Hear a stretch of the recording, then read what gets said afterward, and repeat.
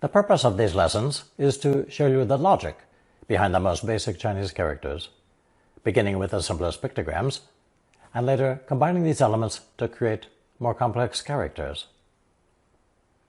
This lesson is based on the pictogram of a stalk of grain, first encountered in lesson 71 and reviewed here.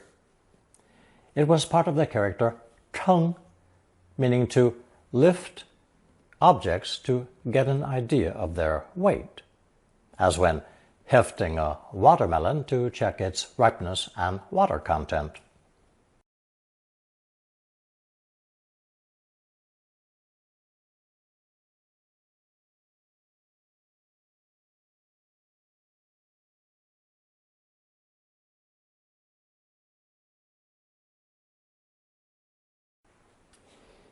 This new element is a character in its own right, pronounced second tone, he, he. It means grains still on a stalk. And since grains, especially rice and millet, are the staple diet in most parts of China, this component enters into many other characters. However, he itself is very limited as a standalone pictogram. Here's one example. He miao, seedlings of cereal crops. All of today's 4 new characters are composed of he plus elements we've learned before, starting with xiao from lesson 20 and reviewed here.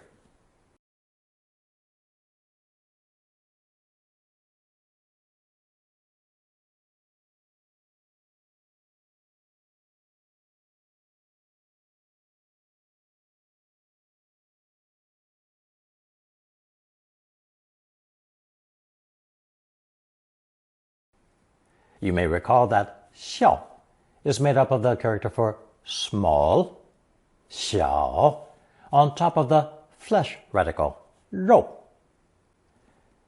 It literally means small flesh, a smaller version of someone or something larger, as in xiaoxiang, a portrait, a miniature version on canvas of a full-sized real-life model. When a child is criticized as bu xiao, he, it's always a son, is not deserving of his parentage. The child doesn't mirror his virtuous father. Anyway, today's new character pairs he with xiao phonetic.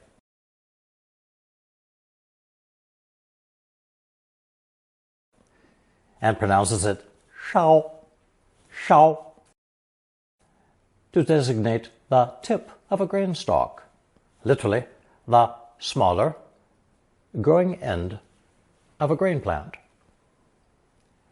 Sounds quite specific and technical, but it's very useful, especially when added to verbs to express a little bit, slightly, just a trifle, literally just a tip. 请稍站过去一点.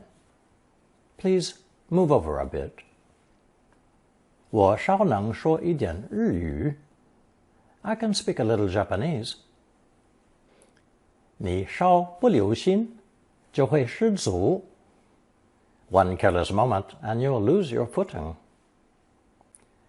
为了加重语气，他稍停了一下. He paused a moment to emphasize his point.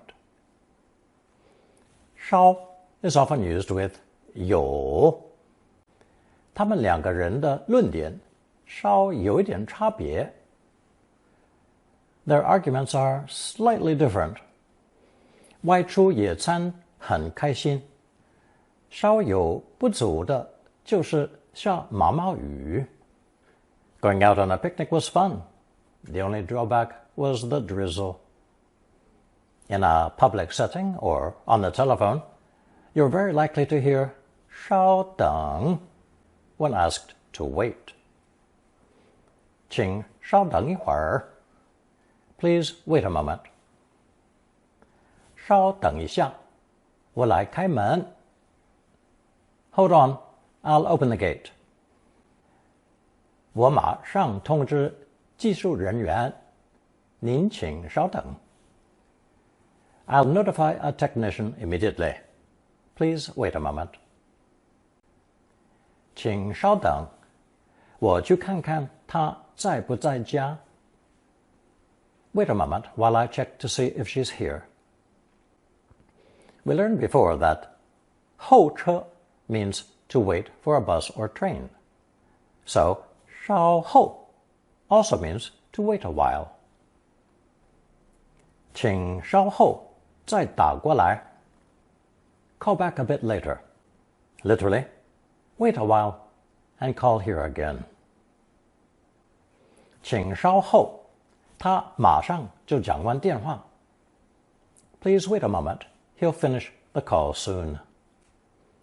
稍 is often repeated, 稍稍, to add a more casual tone.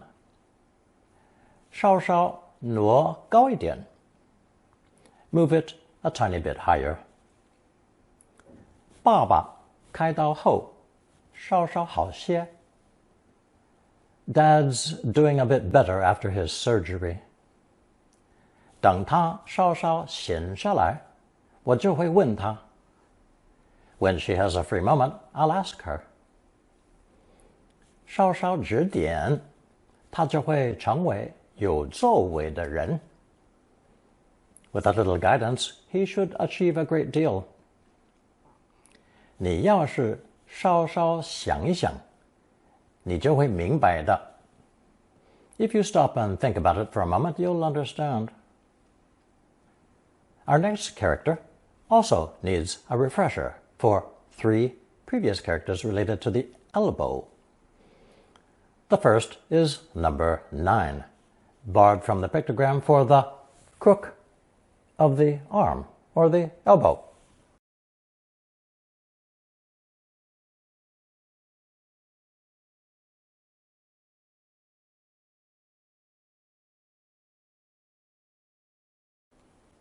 The second is 肘, replacing the number 9 for its original meaning of the elbow as a part of the body.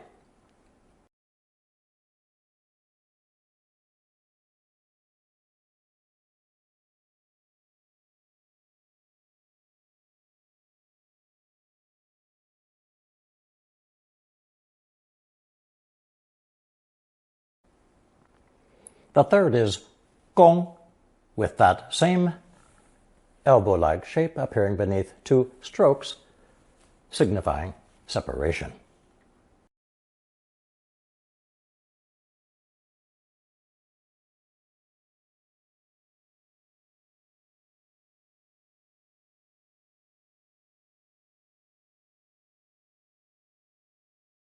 According to some etymologists, that gray hook in 弓 is actually a person's right arm pressed against their body to protect it, insisting that it's personal and private. The addition of the separation radical 八 above it indicates the negation or opposite of that, which would then be open and public, such as a public bus, 公车. If this explanation seems far-fetched, in other contexts, that little hook-shaped character underneath actually refers to the male and female pubic area. Literally, they're privates, and also refers to selfishness. So that reflexive arm movement to protect one's upper or lower body starts to make sense. Notice, too, that the character 公 also means a male animal, which could logically follow from the idea of openly visible, exposed sexual organs. For example, 公牛, a bull, as opposed to 母牛, a lactating cow. Now we come to today's new character, a stalk of grain next to that hook shape.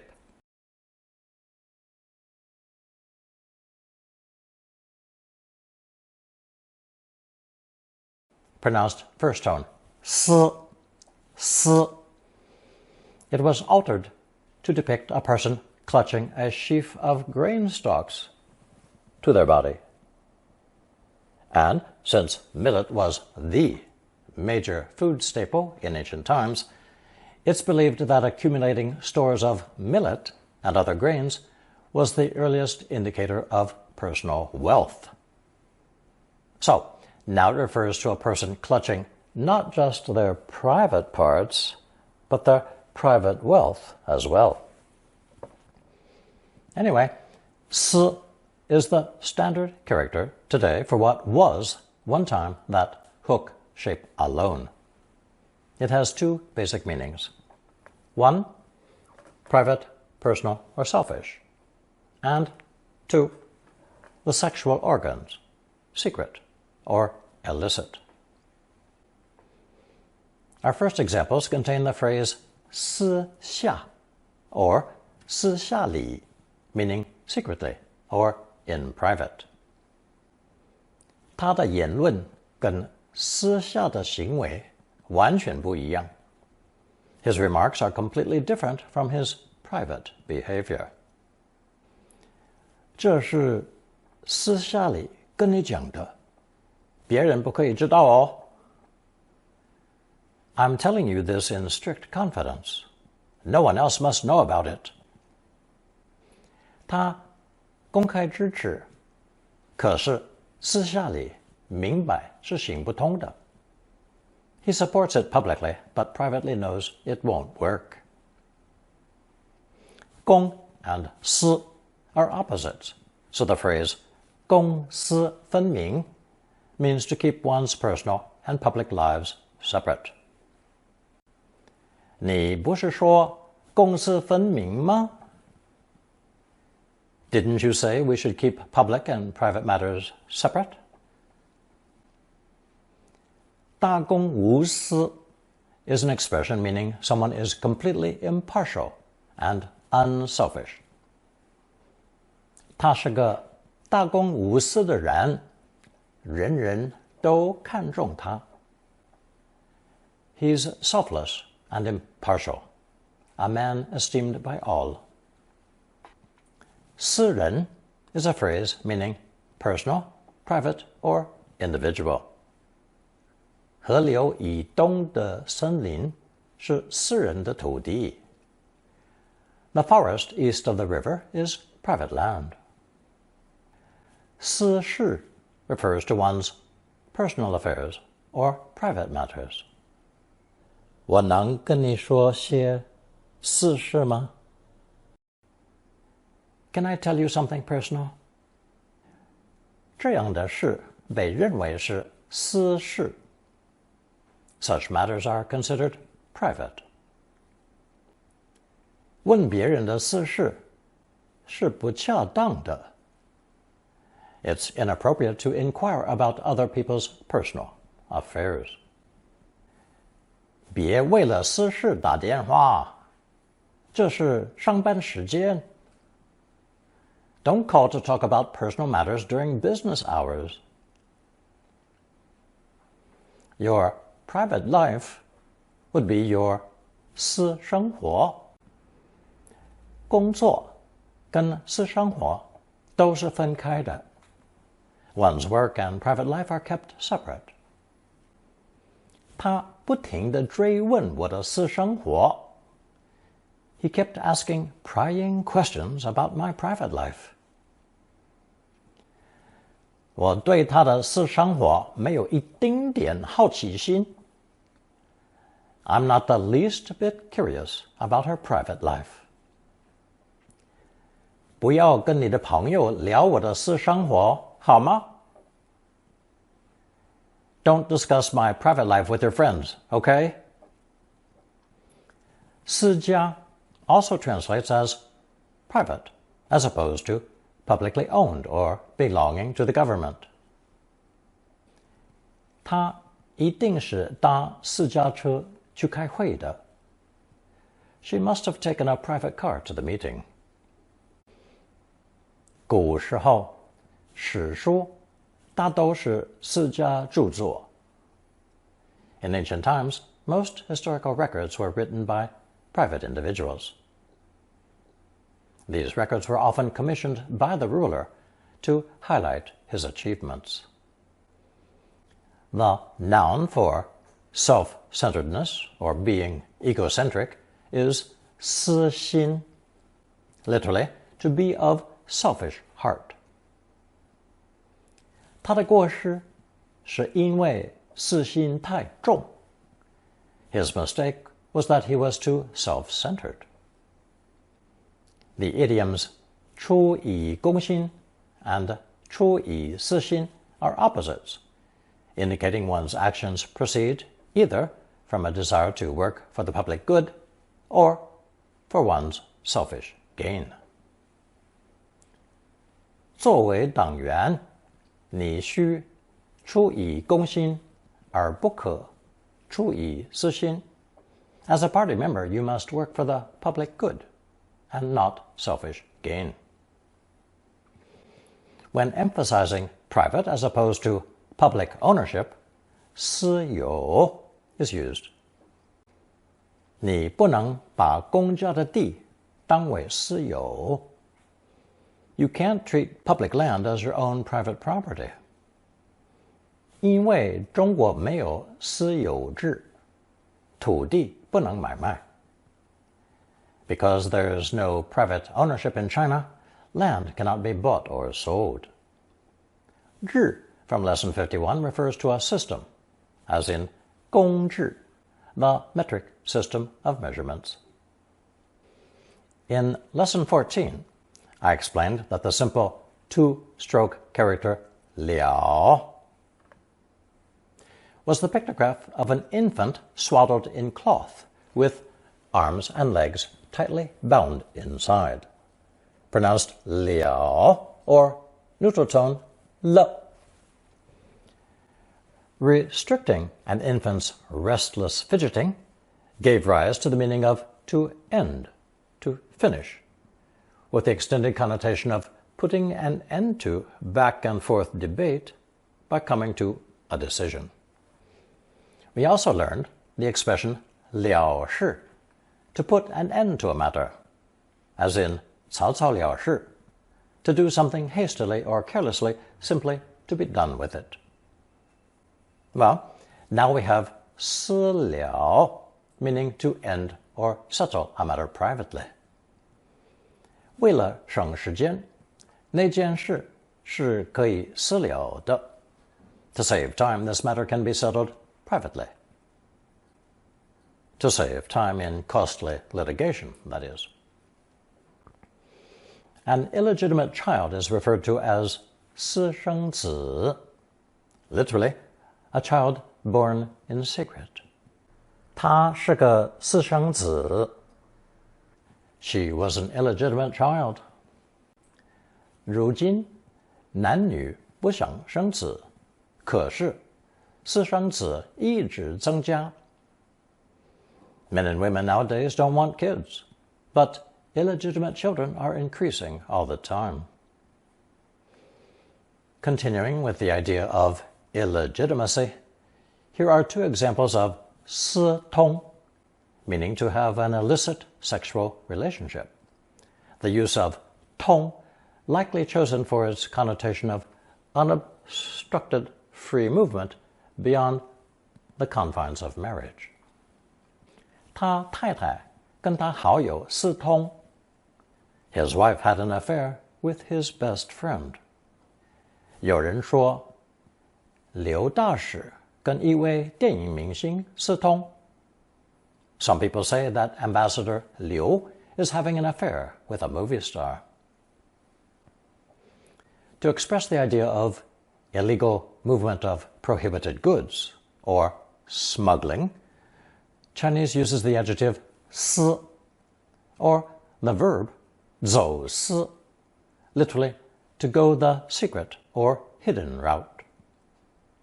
他曾从事过买卖私枪的生意. He was once engaged in the business of buying and selling illegal guns. 如何制止走私货往来两地的违法活动 how do we stop the smuggling of illegal goods between the two countries?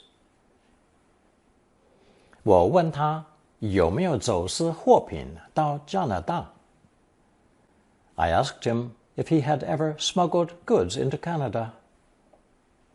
Today's third new character, based on the grain of stalk component, also requires a quick review of another previous character, 干, depicting a tasty bit of food in the mouth, and translated as delicious, sweet, or pleasant.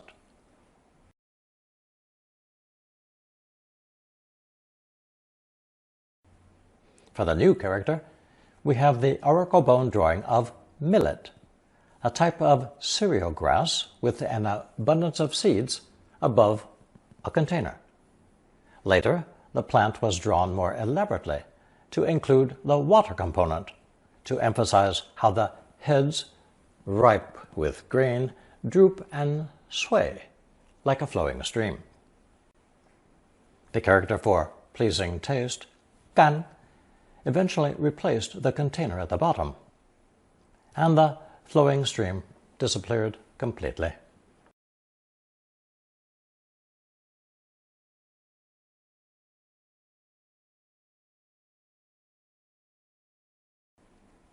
This combination is pronounced first tone, 香, 香. It means sweet-smelling, fragrant, tasty, or delicious. The names for some herbs and spices often include this character, so we'll start with the phrase for vanilla, 香草, literally fragrant grass.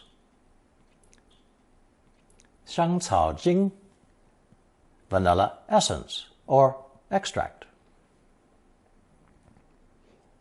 Next we have cloves, 丁香, and flowers that resemble them, 丁香花, called lilacs in English. 丁香粒, whole cloves. 我给我妈妈一束丁香花.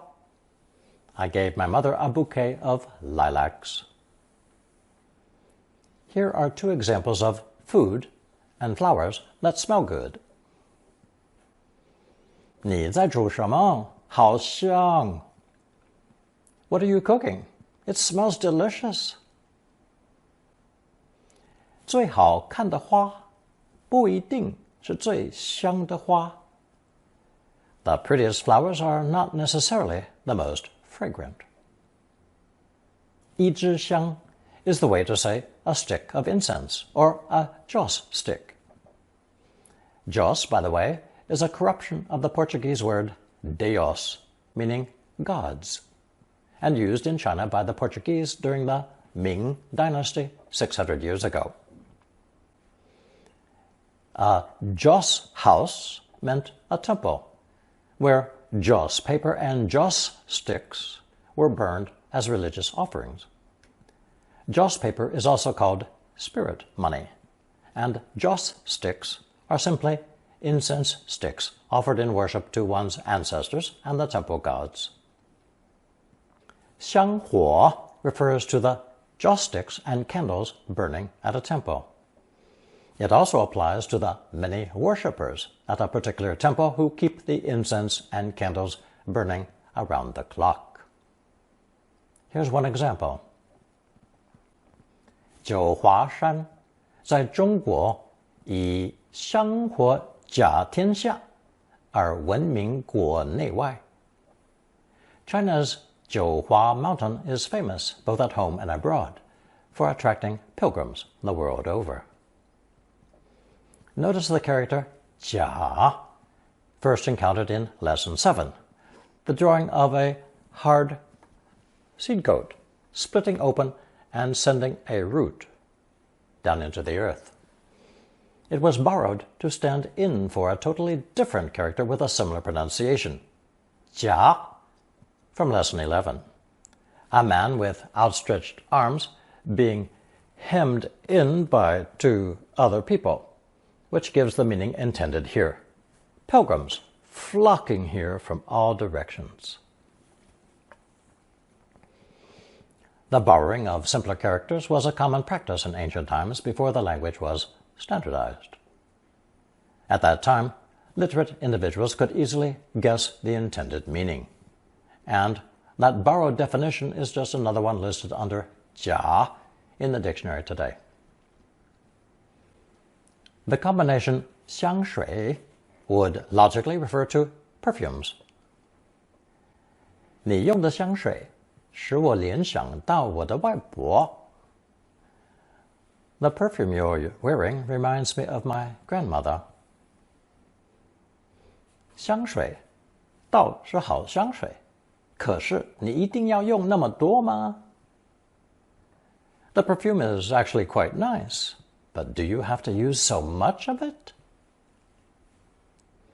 Notice the use of fourth tone 到 to express something unexpected.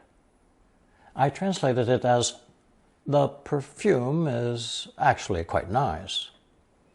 The reverse of what you thought I'd say. It's not that I don't like your perfume, it's just that you slosh it on. Up to now, we've had almost no examples of this usage of 到, so I'm pointing it out here. 你可以给他一束香水百合. You could give her a bouquet of fragrant lilies.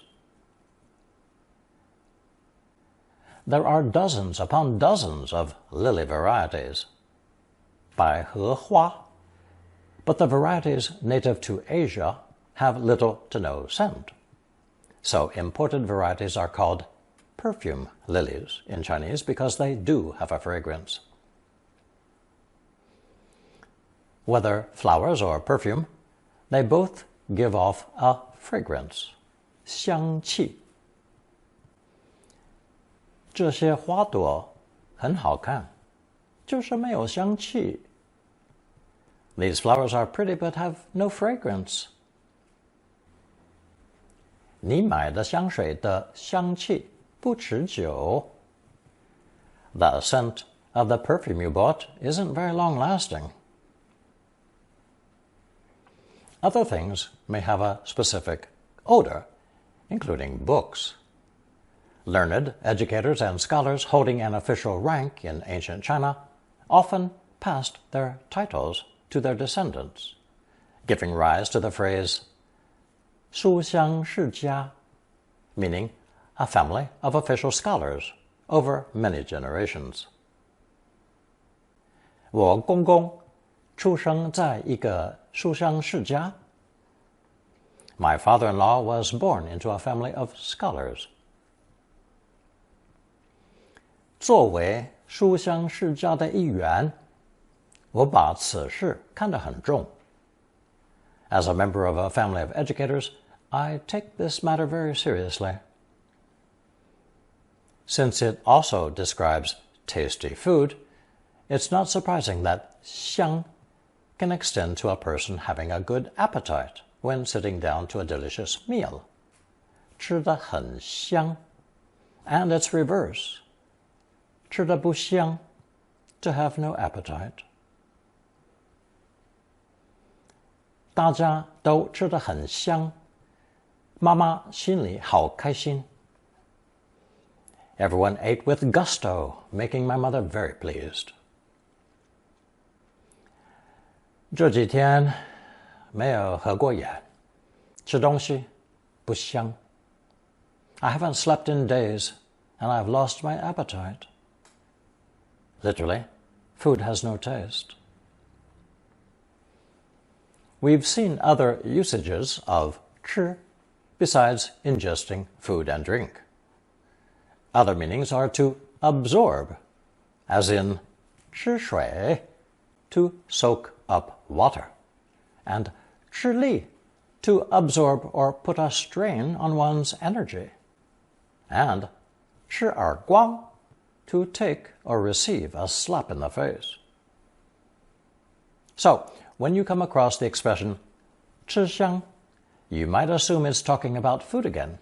But no, it's referring to how popular something is. It literally has absorbed or taken on a certain fragrance. becoming much sought after by others. 讲英文的白人在中国吃香的日子早过去了。The days when white English-speaking foreigners were popular in China are long gone. You will find more examples of this usage of 吃香 in upcoming Lesson 96.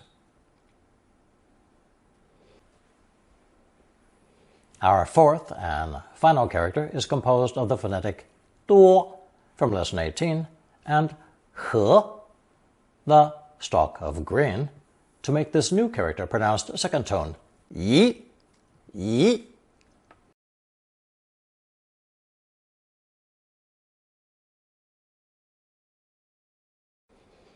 Calling 多 the phonetic may seem strange, but Chinese characters often have a totally different sound when serving as a phonetic element. And in the case of 多, it's usually pronounced 一.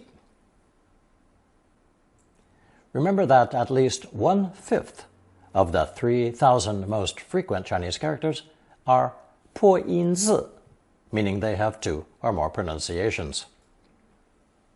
Anyway, what does 一 mean? It originally meant to transplant rice seedlings into neat rows to increase their grain yield. Thus, we see 和 plus 多. In modern-day Mandarin, it means to move and, of course, to transplant.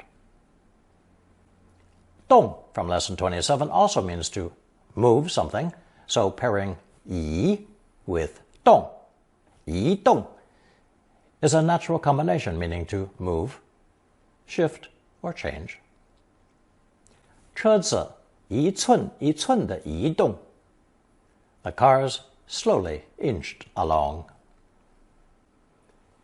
不要移动我架子上的东西. Don't move the things on my shelf. 他稍稍地把椅子移动到我的后面. She moved her chair slightly behind me. 你真行，一个人移动那个大理石像. You're really something, moving that marble statue all by yourself. 移到 would naturally mean to move from one place to another. 他把眼光移到地上的刀子. He moved his eyes to the knife on the ground. To move over, or move an obstacle away, physically or figuratively, is rendered as 移开. 你能移开一点吗? Could you move over a bit? 请移开一些，你挡着我的光了. Please move over a little. You're blocking the light. 麻烦你把背包移开一点，好吗? Could you move your backpack a little bit? 我们无法把那重负从他心里移开. There's no way for us to remove the burden weighing upon him. 移走 translates as to remove or move something away from its original position. 什么人把我的画移走? Who removed my painting? 请不要把山坡的奇石移走. Please do not remove any rocks or rock formations from the hillside. 请把你的车从我的停车位移走. Please move your car from my parking space. Here is our color chart with today's 4 characters. 烧 移 香 and 丝. Here's a recap from today's lesson. 1. 4 new characters were introduced in this lesson, all of which contain the stalk of grain, radical he. The first one, shao, took the phonetic and semantic element xiao, meaning a miniature version of something. In this case, a small part of a grain plant, which would be the growing tips. From this image derives the meaning of a little bit or slightly. The original character actually has the wood or tree radical in place of the stalk of grain, again referring to the growing tips of tree branches. We'll see this character in a later lesson. 2.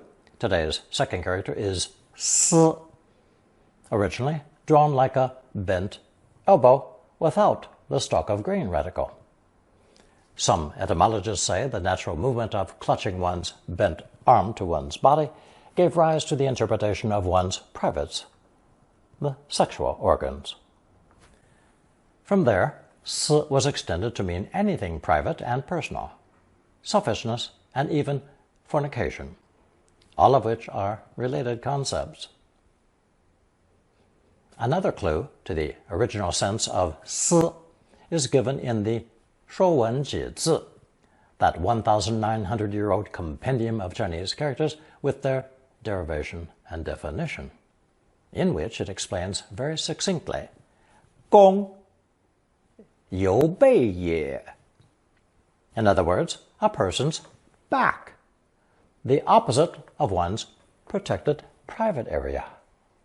From there, it doesn't take much imagination to realize one's back is one's unprotected area, open and exposed to the public.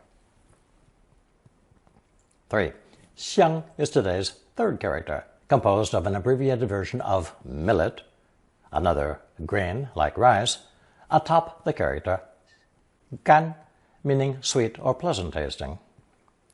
Both the pictograms for millet and sweet taste were altered from their original shapes, giving them the modern form meaning fragrant, tasty, or delicious.